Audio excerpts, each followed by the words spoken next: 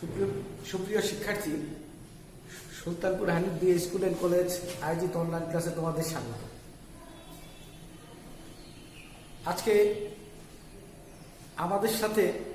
আমার সাথে নবীন ছাত্রছাত্রীদের প্রথম পরিচয়। যে ক্লাসটা হওয়ার কথা ছিল প্রাণবন্ত, উৎসাহ উদ্দীপনার মধ্যে, আজকে সারা বিশ্বে এক মহামারীতে আজকে আমরা সবাই গর্বিত। সবাই যার যার সাধ্যমতো আমরা নিরাপদ দূরত্বে অবস্থান করছি। একাদশ শ্রেণীর নবীন ছাত্র তোমরা অনেকেই আমার পরিচিত। দূরের স্কুল থেকে বা কলেজ থেকে যারা আসছো তারা আমার অপরিচিত।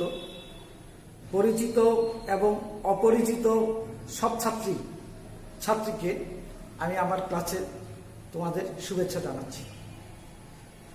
আশা করি তোমরা ভালো আছো, সুন্দর মতো আছো, সুস্থ মতো আছো, নিরাপদে আছো। আজকে আমি একটু ব্যথিত যে আমার প্রাণপ্রিয় ছাত্রছাত্রীদের সাথে পরিচিত হতে পারলাম না।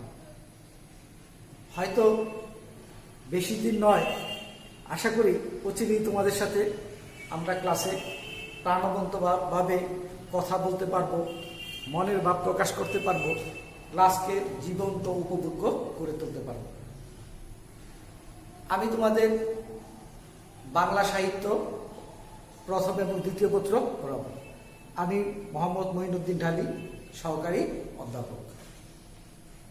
তোমাদের পরিচয়টা আমরা পরবর্তী ক্লাসগুলিতে আমরা জেনে নিব সম্মুখ ক্লাসে। আশা করি ক্লাসগুলি তোমরা মনোযোগ সহকারে শুনবা। সেটা বাংলা হোক, অন্যান্য যে কোনো সাবজেক্ট হোক, তোমরা নিয়মিত ক্লাসগুলি দেখবা। ক্লাসের বিকল্প কিছু হয় না। আর সবচেয়ে প্রাণোজ্জ্বল ক্লাস, কার্যকরী ক্লাস হচ্ছে শ্রেণীকক্ষ। শ্রেণীকক্ষ ছাত্র শিক্ষকের মিথস্ক্রিয়ার মাধ্যমে পড়ালেখা করানো হয়। শিক্ষক পড়াবে, ছাত্র শুনবে, প্রশ্ন করবে, শিক্ষককে প্রশ্নবাণে জর্জরিত করবে, শিক্ষক ছাত্রদের সেই প্রশ্নের জবাব দিবে, ছাত্র এবং শিক্ষক উভয় হবে শাণিত। কিন্তু সেই সুযোগটা আজকে সীমিত। প্রিয় শিক্ষার্থী, বাংলা সাহিত্য আমরা কেন পড়ব? বাংলা সাহিত্য তোমাদের জন্য কেন পাঠ্য?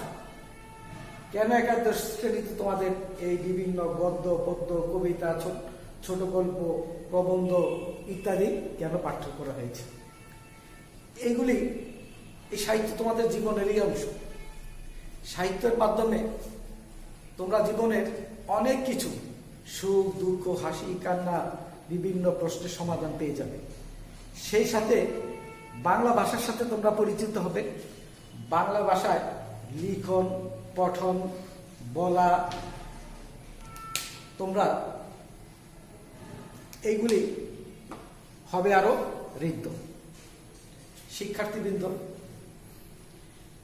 তোমরা বিগত শ্রেণীতে যে সিলেবাস পাঠ করেছ, যেভাবে তোমরা জ্ঞান লাভ করেছ, কবিতা, গল্প, দ্রুত পঠন, সহপাঠ ইত্যাদি, ঠিক কলেজগুলিতে ঠিক ওই ধারাবাহিকতায় তোমাদের জন্য থাকবে বাংলা সাহিত্যের দুইটা অংশ, একটা গদ্য অংশ। গদ্য অংশতে থাকবে ছোট গল্প এবং প্রবন্ধ।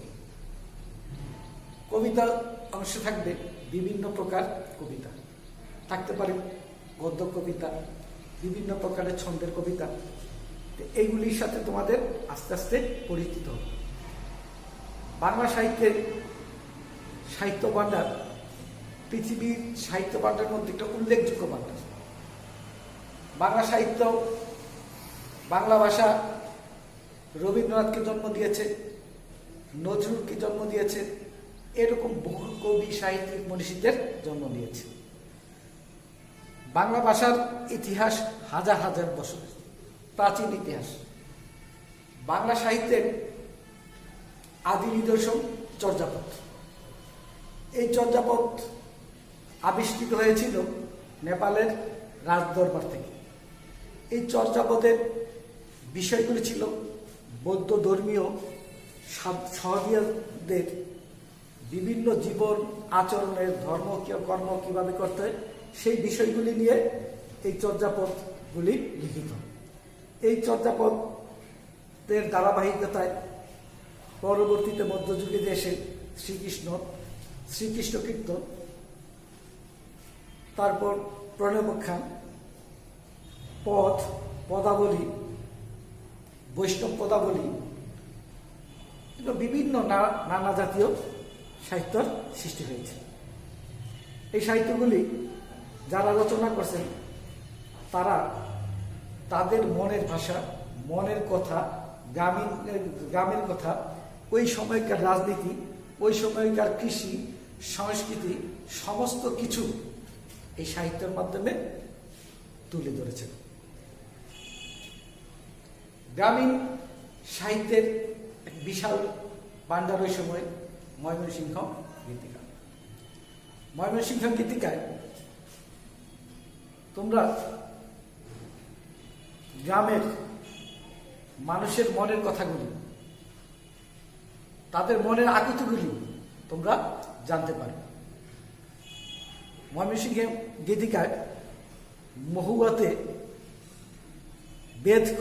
বেদে কন্যা, তোমরা গ্রামে হাটে ঘাটে বাজারে যে বেদে সম্প্রদায়গুলি দেখো, যারা সাপ খেলা দেখায়, যারা তাবিজ কবজ বিক্রি করে, যারা বিভিন্ন প্রকার গাছগাছরা শিকড় করে, ওই রকমই একটা বেদের পরিবারের কথা, হুমরা বেদের কথা তোমরা জানতে পারবে। এই মহুয়ার কথা জানতে পারবে। মহুয়া কিন্তু মেয়ে কন্যা ছিল না, বেদের কন্যা ছিল না। মহুয়া ছিল রাজার ঘরের সন্তান, ধনির দুলালী। তাকে হুমরা বেদে চুরি করে নিয়ে যায়। চুরি করে নিয়ে বেদের পরিবারের মধ্যে এসে মানুষ। এই মহুয়াকে নদের চাঁদ জমিদারের ছেলে প্রেম নিবেদন করে। সেই প্রেম নিবেদনের কথা, সেই ভাষা, সেই গ্রামীণ হলেও এই প্রেম নিবেদনের গভীরতা ছিল অনেক অনেক গভীর। নদের চাঁদ যখন বা নৈদ্যার ঠাকুর যখন মহুয়াকে প্রেম নিবেদন করে, মহুয়া উত্তরে বলে, লজ্জা নাই রে নৈদ্যার ঠাকুর, লজ্জা নাই রে তোর, গলায় তোর কলসি বাইন্দা জলে ডুববা মত। উত্তরে নদের চাঁদ বলে, কোথায় পাইবাম কলসি কন্যা, কোথায় পাইবাম দড়ি, তুমি হও গহীন গান, আমি ডুববা মরি। কথাগুলি অতি সাধারণ, কিন্তু তোমরা দেখো, চিন্তা করে দেখো, গভীরতায় অনেক অনেক ব্যাপক। ভাষা সাহিত্যে যেরকম ময়মনসিংহের গীতিকার মতো আছে, সেই রকম মেঘনাদ বধ কাব্য আছে, মহাকাব্য। মেঘনাদ বধকে লিখে মাইকেল মধুসূদন দত্ত। আর মাইকেলের মধুসূদন দত্তের দ্বারাই বাংলা সাহিত্য প্রথম বিশ্ব দরবারে আসীন। সবার ধারণা ছিল বাংলায় অমিত্রাক্ষর ছন্দে কবিতা লেখা সম্ভব নয়, বাংলায় মহাকাব্য লেখা সম্ভব নয়।